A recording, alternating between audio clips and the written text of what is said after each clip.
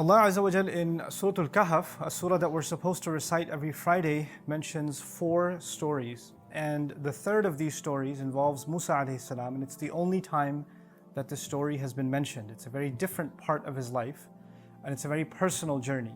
Most of the time when you read about Musa alayhi salam, it's either him directly speaking with Allah, or he's engaged with the Israelites, or he's challenging the Pharaoh, and it's a very public role or a leadership role. But in this particular story, it's very different from all the other things we learn about Musa alayhi salam. As a matter of fact, there are so many mysteries about this story, we don't even know exactly where to place this in his life. We know that it seems to have happened after they crossed the water, but exactly when historically and where he went, we don't know. And Allah chose not to tell us. But some things I want you to know about today for the purpose of this khutbah. My intention is not to actually tell you the entire story, but to highlight something Allah said within this profound account that Allah has mentioned. And that is that Allah Azza wa Jalla, in describing Musa alayhi salam, first of all, the most talked about prophet in the entire Qur'an. Nobody's mentioned by name more than Musa alayhi salam. And of course, he's been given the book, which then became the book that's more prophets taught than any other prophet. Meaning Allah gave him Torah, and after he gave him Torah alayhi salam, every generation after him had a prophet, and they taught Torah again and again and again and again and again. So more prophets were students of what he was given than any other prophet. So also, of course, Allah Azza wa Jalla describes the people that ascribe themselves to him, the Jewish community. He describes them as ahbar, people of ink, people of knowledge, right? And ulama, Bani Israel, Qur'an uses the word scholars, or people of knowledge of the Israelites, meaning these are people that actually have profound knowledge. This is something they have from Allah, that Allah Azza wa Jalla gave them. Even after the changes they made to the book, there's still some knowledge that they possess. So Allah highlights the knowledge and the highest status of Musa alayhi salam over and over again in the Qur'an. But then in this story, he is not the teacher, he's the student. Musa alayhi salam, who is in every other scenario a teacher, is now a student. And this is not early on. You know, when you think of education, early on in your career, you're learning, you're a student, and when you get certain qualifications, then after that you become a teacher. That's the normal progression of things. But this, from what we can tell, is actually happening much later on in the life of Musa alayhi salam, much after he's been a teacher. As a matter of fact, he's been a teacher to the Israelites. He's already received the Torah. He has been teaching on behalf of Allah Azza wa Jalla. And if we're to accept the authenticity of the narration, it's even claimed that nobody was more knowledgeable on earth than Musa alayhi salam, that he didn't know of anyone who had more knowledge. And yet Allah tells him, there's someone who knows more than you do, and you need to go learn from him. And so this really interesting story is now about someone who from what we can tell in the Qur'an, was given more knowledge than anybody else, and yet Allah is telling him that you need to go learn from someone else. Now the more someone is learned, the more qualifications they have, credentials they have, the higher status they have in society. I'm not even talking about religious knowledge. If somebody's got a PhD, it's a form of respect. If somebody's a professor in university, it's a kind of prestige. We know that. This is why we celebrate people that graduate, whether you're graduating high school or college, or you got a master's degree, or you got a PhD, or with Islamic studies you got an ijazah, or you finished memorizing the Qur'an. Whenever somebody accomplishes something in education, their status is increased. They're more recognized in the society. People listen to them and they have more validity. And yet this person who Allah describes as more knowledgeable, clearly as more than Musa alayhi salam, rather Musa alayhi salam is traveling an exhaustive amount to come learn from him. Nobody knows him. Nobody knows him. As a matter of fact, one of the most interesting things, is that we don't even know his name. The Qur'an, Allah did not mention his name. Yes, in the narrations we learned the name Khidr or Khidr, and there are variations of that spelling that are mentioned. But Allah, in His perfect speech, decided not to tell us who is this teacher of Musa alayhi salam. He didn't tell him his name. So how did Allah describe him? This is where I want to begin really today. He says, فَوَجَدَ عَبْدًا مِنْ عِبَادِنَا. Meaning Musa alayhi salam and his young assistant, they traveled together and they eventually found, listen to this carefully now, a slave from among our slaves. Which is probably in closer English expression would be just one of our slaves. They just found one of our slaves. One of our slaves is a description of all of us. That's not a special description. We're learning something profound here. To Allah Azza wa Jal, the more someone gains knowledge, the more they are identified as just another one of Allah's slaves. That doesn't make them more special than anyone else. It actually makes them realize, إِنَّنِي مِنَ الْمُسْلِمِينَ, I'm just among everybody else. I'm not superior to anybody else. You see, every other knowledge, when somebody gains it, somebody gets a degree, they kind of like get a little full of themselves. Like if they're going to a convention and they've got a PhD, they're not just going to say Abdul Karim, they're going to say Dr. Abdul Karim, comma, PhD. Wait, let me put the P with double marker and H and D, you know. Or you introduce yourself to someone, hey, my name is Salman. No, my name is Dr. Salman. Or your email ID, whatever. It doesn't say Zainab, it says Zainab MBA. Or whatever. You have to add your credential because it's a form of I'm something. I have some value, And people love throwing that on. I'm reminded back in the day when I was in college, this is in the 1800s, but when I used to go to MSA conventions, my friends, just for fun, they'd put their name, like he's like the second year of college, he's putting his name, Dr. Faris Mahmoud, PhD, times 10. But the idea that credentials give you a kind of status. And what is that status with Allah? Well, if you really truly have knowledge, and if I really truly have knowledge, then we recognize the highest status with Allah, of the highest knowledge, is that I'm just a slave. And the word slave I use deliberately. I didn't say servant. I said slave because it's kind of an offensive term. Right? And literally in the Arabic language, I have to try to translate the Arabic of the Qur'an as close to the English as possible. I'm not trying to be politically correct. I'm trying to be accurate from a language point of view. Abd actually does mean slave. And yes, slave is an offensive term. But I want you to understand why that's used. Because slavery to anyone other than Allah is humiliation. But slavery to Allah is an honor. It's actually freedom. And also, you can't think of any title that somebody could give you that could be lower than slave. Like whoever has a job in the world, any role in the world, when they take that role, there is no more humble, more lower a title than that one. Here you have someone who has higher and higher, the highest knowledge, and yet all he is abdan, a slave. And on top of that, it's not al-abd. It's not even mu'arraf bil-lam. It's not even the servant. Like this is the man to learn from. No, just any servant. There's an anonymity to him. This is profound because it teaches us something about what it means to truly learn Islam. When somebody's truly learning the knowledge of Allah, then actually they are more and more and more within everyone else, not above. They're not above them. They are more humbled than they are full of their credentials. Do you know where I graduated from? Do you know what degree I have? Do you have an ijazah in this? Did you study under this sheikh? None of that matters now. That disappears. You see, Shah Waliullah Dahlwi rahimahullah said something beautiful. It stuck with me since I heard it in my youth. He described somebody who has true knowledge. He said, when a tree bears fruit, its branches lower. When the tree bears fruit, its branches lower. The idea meaning if you've truly borne the fruit of knowledge, then there's a humility that impacts you. You come lower.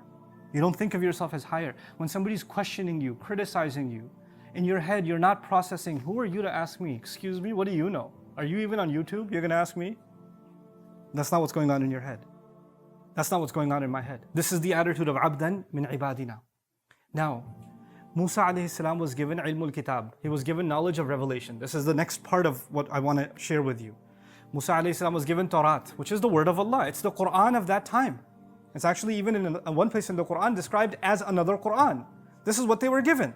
So it's that's the word of Allah that he's learned. So how is he going to learn something more profound or different from the word of Allah? He already learned the word of Allah. So how is he learning from someone else? You see, there are two kinds of knowledge. There's two kinds of knowledge. There's the knowledge of Allah's words, and there's knowledge of reality. This is what we're going to learn in the story. There's knowledge of Allah's words, and there's knowledge of reality. And just because somebody has profoundly learned and internalized the knowledge of Allah's words, that doesn't necessarily mean they've been able to truly understand the knowledge of what? Reality. Those are two different things. And the scholar that he's going to learn from, he's been given the other knowledge, the knowledge of reality. He's been given that kind of not knowledge of the book. The knowledge of the book is with Musa alayhi salam. And it's profound knowledge. It's the height of knowledge. But this is a different kind of knowledge. And that's the other reason I wanted to highlight. Why is it that Allah Azza wa Jal mentions His humility so powerfully and then adds وَآتَيْنَاهُ رَحْمَةً مِنْ عِنْدِنَا وَعَلَّمْنَاهُ مِن لَدُنَّا عِلْمًا. Listen to this part carefully. The first thing is, he's just one of our slaves. That's it. He's just one of our slaves. The second thing is, Allah especially gave him a mercy. And then says, and we taught him especially from our behalf. Meaning, Allah taught him what could not have been taught to anybody else by anyone else. Especially to him, some knowledge was given of reality. He was able to see reality in a way that we can't see. This was something especially given to him. But the thing I want you to focus on is, Allah Azza wa Jal mentioned that He gave him mercy before He mentioned knowledge.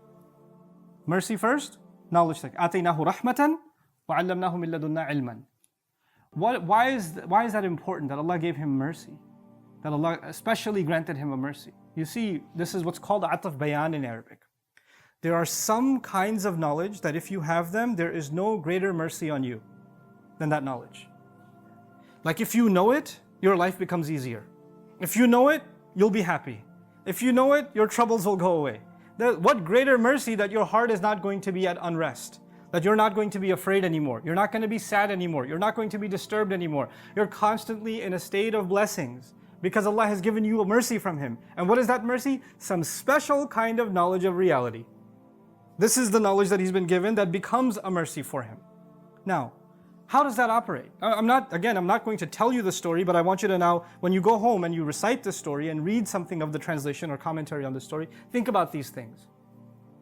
Allah Azza wa Jal takes us along with this journey that Musa alayhi salam came to him and says, "Ala an tu'allimani mimma 'ullimta rushda." Can I follow you? Because you can teach me some of the things you've been taught. And the first thing he says to Musa alayhi salam is, you don't possess the right prerequisites. When you join a university, you have to have prerequisites. He says, the qualification that's needed is sabr. You don't have it. إِنَّكَ لَن تَسْتَطِيعَ مَعِيَ صَبْرًا. You're not capable of being patient. You're not capable of holding back with me. You're not going to be able to handle it. This is too tough of a program. Musa alayhi salam won't be able to handle it. He was able to handle Fir'aun. He was able to handle crossing the water. He was able to handle the Israelites. He's handled quite a bit. He's been able to handle people trying to kill him. And he says, you can't have sabr with me. And this is the same Musa alayhi salam who's telling the Israelites to have sabr. He's telling them when the armies of the Pharaoh are coming, إِلَّا مَعِيَ رَبِّي سَيَهْدِينَ. No, it's okay. My master is with me. He'll guide. This is the hero of Islam, the highlight of the Qur'an. And this man tells Musa alayhi salam, you don't have enough sabr for this. You can't handle it. Subhanallah. Just to even think about who's being said this is being said to Musa alayhi salam, And so when he says that, of course, Musa alayhi salam says, no, satajiduni insha'Allah sabiran. It's a humble answer. He doesn't say, excuse me, you're going to tell me about sabr? Let me tell you my sabr experience. Here's my sabr resume. No. He says, insha'Allah, if Allah wills, you will find that I have sabr. If Allah wills. He doesn't even guarantee that about himself. Like, look, yes, I have a pretty decent track record with sabr, but that doesn't guarantee that I'll always have it. If Allah wills, I hope that I will meet that expectation. Satajiduni insha'Allahu sabiran. I want to spend the last few minutes of this khutbah talking to you about this knowledge of reality and how the sabr of Musa alayhi salam was tested. And why that knowledge of reality becomes a mercy. I want you to think of it this way. Reality is two things. It's what you can see and what you cannot see. Right now, I can see you. I don't see the two angels on your sides. I don't see them. You understand that? But they're real. They're here. So there's a reality that we can see and there's a reality that we cannot see. When Laylatul Qadr happens, you look up at the sky. It's just the sky. But the unseen reality is the sky is completely covered with angels descending. تَنَزُّلُ الْمَلَائِكَ وَالرُّوحُ فِيهَا بِإِذْنِ رَبِّهِم مِّن كُلِّ أَمْرٍ. That's an unseen reality. You understand? So there's a seen reality and there is an unseen reality. Now, this knowledge, what we see all the time, all of our opinions, our feelings, our thoughts are always impacted by what we see. Because that's what reality is to us, what you see on the news, what you experienced, what somebody said to you, what you felt. These are your realities. But there's another side to that reality. It's like a source code. It's like you see the front end of the app, but you don't see the code behind the app. There's a curtain, there's a veil Allah put. And Allah Azza wa Jal says on Judgment Day, فَكَشَفْنَا عَنْكَ غِطَاءَكَ فَبَصَرُكَ الْيَوْمَ حَدِيد. that we are removing the curtain from you so you can see crystal clear now. Your vision is ironclad. In other words, now you don't just see what was visible, now Allah is going to remove the veil and you can also see the unseen reality. The thing is, in most of our life, pretty much all of our life, we never know why Allah does what He does. We don't know. We don't know why you got into a car accident. We don't know. We don't know why you lost your job. We don't know why you got sick. We don't know why this problem happened or that problem happened. We don't know why your brother did so well in school and you failed. We don't know. We don't know why you're so short and your siblings are so tall. And you start asking yourself, why did Allah do this? Why can't He just tell me what He wants from me? Why doesn't He lift the curtain a little bit? So let me see what the secret was. What was the big plan? So I can if I just knew, well, maybe I'd be at ease. Because when you don't know, when a judge passes a verdict on you, the judge says you have to pay this fine. And you say, why should I pay this fine? And he says, no, that knowledge is in the unseen. I'm not going to tell you. When a judge passes a verdict on you and you don't know why, then you become at unrest. You're like, I can't accept that. I need an explanation. I can't have that explanation be hidden from me. What Allah does in this story is He shows Musa alayhi salam there's always an explanation. But Allah decided, وَمَا كَانَ اللَّهُ لِيُطْلِعَكُمْ عَلَى الْغَيْبِ. Allah has decided that He is not going to be informing you of what's happening in the unseen. Behind everything seen, there's something happening that is unseen, and He has decided not to tell you. In this story, what Allah decided to do is imagine there's a curtain, and Allah lifted it, through His teacher, just a little bit, so you can get a glimpse, a little bit, you can see what's happening behind the scenes. So you understand there's always something happening, but He doesn't lift it all the time. This is a special knowledge given to Khidr alayhi salam, which is a special mercy to him. He doesn't give that to everyone. He didn't even give it to Musa alayhi salam. Meaning this is a reality He doesn't even open to His messengers alayhim salatu wasalam. That's the lesson we're learning here. So when Musa alayhi salam sees that people that are just earning a decent living and the only way they can make a living is a boat that they work on is being damaged by his teacher, like, what are you doing? This is messed up. How can you do this? What could possibly justify this? And he's told you you're not going to handle this. This is not the kind of course you can take and survive. You don't have the patience for this. Meaning he doesn't have the patience to see injustice and just stand by. Musa alayhi salam, when he sees injustice, he gets upset. When he sees two people fighting each other, he doesn't just stand there, he goes and fixes it. When he sees women struggling to feed their animal, he goes and helps. When he sees an innocent boy being killed, or he sees a ship being sunk for no reason, of course he's going to have a problem. And this became his test of sabr. In other words, when you and I see unfairness in your personal life, in your circle, when you see unfairness done towards you or done towards others, and you start questioning, why is this unfairness happening? This isn't right. That can't be a good thing. And you start, it agitates you, it really bothers you. It's at that point that those words of Khidr alayhi salam to Musa alayhi salam are, أَلَمَ قُلْ لَكَ إِنَّكَ لَن تَسْتَطِيعَ مَعِيَ صَبْرًا. Didn't I tell you this education, this knowledge is not easy to acquire. You don't have the patience for this. This is why it's not given to everyone. You can't handle this. And he even made the statement, وَكَيْفَ تَصْبِرُ عَلَى مَا لَمْ تُحِطْ بِهِ خُبْرًا. How in the world can you be patient over something you have no knowledge or experience of? There's an experience of the unseen. Allah did not open up that experience to us. We can't possibly experience it. We have to be humble and just sit back and say, Allah knows and we don't know. Wallahu ya'lamu wa antum la ta'lamun. Allah knows and you don't know. Eventually, when Musa alayhi salam was taught, okay, these are the things you couldn't bear. This is what was really going on. This was Allah's plan behind each of the events that took place. When that's described, then actually we realize this is one of the most important parts of knowledge that if we don't humble ourselves to, if we truly don't humble ourselves to, then there's no point considering yourself and myself someone who wants to learn about Allah's deen. Let me say that again. When we give ourselves completely to Allah's plan, that means we've humbled ourselves before Allah.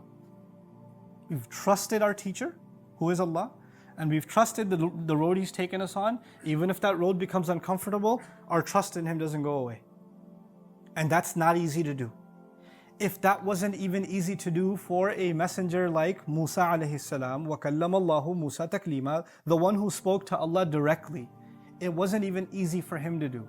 That means it's not easy for you and me to do. This is one of the hardest things we have to do in life, is to actually be able to just be okay with Allah's plan. Is to know at the end of the day, there is a larger plan. Now, please don't misunderstand what I'm trying to get across in this khutbah. I am not saying that when people treat you unfairly, and when people do wrong to you, or you see wrong happening, that you shouldn't say anything, it's Allah's plan. I'm going to take the sabr approach and not say anything. That's not what's being said. It's being said about things that are out of our control. When things that are happening that are out of our control, there's always a plan in place. There's always something happening that is from Allah. And us standing up for justice, us speaking out against the wrong that is happening, is an obligation we have on ourselves. But this is beyond that. That's obvious, that's common sense. That's something that most of the Qur'an talks about. But there's an attitude before Allah Azza wa Jal that we have to humble ourselves. I have to really, really acknowledge in myself that I'm not going to question Allah. I'm not going to say, Ya Allah, I don't see the sense behind this plan. I don't get it. If I was planning, I would have done a better job. Ma'adallah. This is the thought that goes in someone's head. This is the thing that has to be killed. Because my sense of planning, my decision making, in my head, you're thinking you're more merciful than Allah? You're thinking you're more just than Allah? Am I thinking that I'm a better planner than Allah? I know better than Allah? I have more wisdom than Allah? Is that what I'm thinking? Because when I'm questioning His judgment like that, then there's clearly something wrong. Of course, we can get close to that sometimes. Even the angels got close to that at one point. They didn't understand why Adam was created. They didn't get it. They even asked Allah Azza wa Jalla, تَجْعَلُوا فِيهَا مَنْ يُفْسِدُ فِيهَا وَيَسْفِكُ الدِّمَاء. Are you going to put on the earth someone who's going to cause corruption and spill blood? We don't get it. But immediately, as soon as they said this, because they don't understand, it's okay. We can ask Allah, Ya Rabb, I wish I understood why this is happening. Give me contentment to deal with what is happening. That's okay. But immediately, what did the angel say? وَنَحْنُ نُسَبِّحُ بِحَمْدِكَ وَنُقَدِّسُ لَكَ. And by the way, you're perfect. We're not questioning your perfection. We don't get it, but that doesn't mean that you're making the wrong decision at all. That's humility. That's to be a abd of one of the ibad of Allah. Abdan min ibadina. And this has nothing. On the one hand, you could have knowledge of the book. You could know the Arabic language and have memorized the Qur'an and have studied hadith and you know all of those things. But this isn't there. Contentment with Allah's decree is not there. Contentment with it. Knowing that what Allah has done is better. Knowing that what Allah has done has wisdom behind it.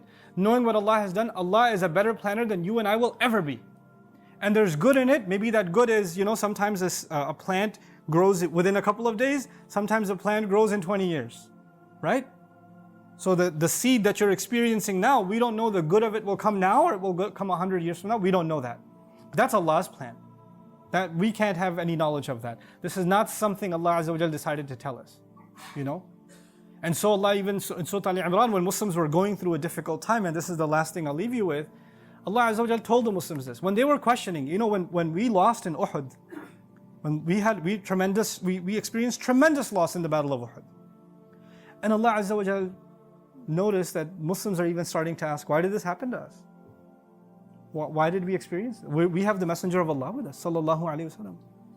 We're the believers that we've sacrificed with Him. How can we experience this? Allah says, وَتِلْكَ الْأَيَّامُ نُدَاوِلُهَا بَيْنَ النَّاسِ. These are the days we flip up and down between people. وَلِيَعْلَمَ اللَّهُ الَّذِينَ آمَنُوا. So Allah could know who truly believes. It's easy to believe when you're winning, isn't it? I want to see who really believes when you're what? You're losing. First time I studied this ayah, I used to live in New York. And back then, astaghfirullah, I was a New York Knicks fan. And if you know anything about the New York Knicks, Spike Lee is at every game. Or I don't know if he still is, but he was at every game. And he's got those shahada fingers and he's waving. They could be down by 40 points. He's a believer. They call him a true believer. Right? Whether you're winning or not, he's got faith. 3 seconds left in the game, 40 points down, and he's waving the shahada finger. Because that's his faith. Well, you know what? That's why they call him a true believer. The idea being, when we are going through difficult times, that's actually when Allah wants to see whether we believe or not. That's actually when faith is truly, not just tested, graded. Think of it as graded. That's what your actual grade is. Are you content with Allah at that time? So he says, I just want to know who truly believes. I want to see your faith in action. I want to see it put to the test. Another place he says, ما كان الله ليذر المؤمنين على أنتم عليه حتى يميز الخبيث من الطيب. Allah will not leave you just comfortable the way you are. He won't. He'll give you a tough time until He can distinguish the filthy from the good and pure. وما كان الله ليطلعكم على الغيب. And Allah will not be telling you what's going on behind the scenes. He will not be telling you the real plan. He said that Himself. This is the humility that is profound, so profound that even a messenger had to travel to learn it. And this is a journey you and I have to take in life, to really, truly let go sometimes of our complaints and of our questionings of Allah's plan. Just let yourself float, let yourself be, and you'll find yourself in peace, and Allah Azza wa Jal will give you contentment in life that otherwise would never have come your way. May Allah Azza wa Jal make us happy with His decree. May Allah Azza wa Jal make us of those radiyallahu anhum wa radu anhu. Allah is pleased with them as they are pleased with Allah. As they are pleased with Allah. So may Allah Azza wa Jal make us pleased with Him and make Him pleased with us. May Allah Azza wa Jal make our difficulties easy for us, and may Allah not make any of our trials a reason for us to lose our faith in Him. Barakallahu li wa lakum fil Qur'an al-Hakim wa nafa'ani wa iyyakum bil ayati wa dhikr al-Hakim.